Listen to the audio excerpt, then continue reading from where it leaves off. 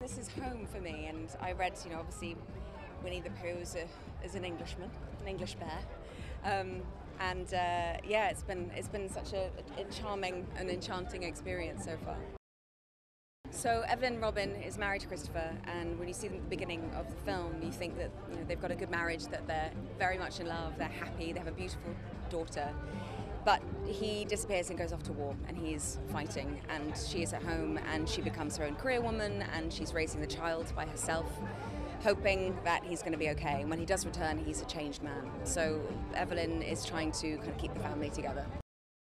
I think, I grew up with these books, so I'm familiar with these worlds, as a lot of people are. So I think the recognition of these characters it's lovely to see, especially using technology now that we have to make these characters come alive in a way that we haven't seen before. But then also having quite an adult story at the centre of it, which is what happens when we get distracted by the responsibilities of everyday life, and it starts to burden us, and we carry the weight of the world on our shoulders, and how we find a way back to our creative sides and our exploring our imagination and the importance of play and just hanging out with each other, not doing anything.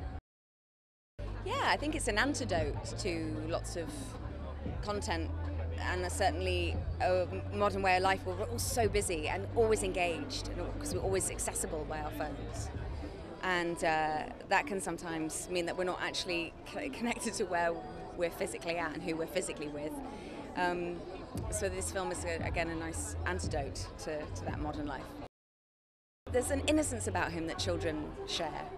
But then for adults as well, in his innocence, he's also really profound and wise, but doesn't mean to be. He's a great philosopher, when the Socrates, when he said, "Wisest is he who knows he does not know," and you think, well, Pooh might not have that self-awareness. I just don't think he thinks he's wise. So he's just living his life in a very pure way and saying what he sees at face value. But there's witticisms in there, and there's sweetness in there that makes him very endearing.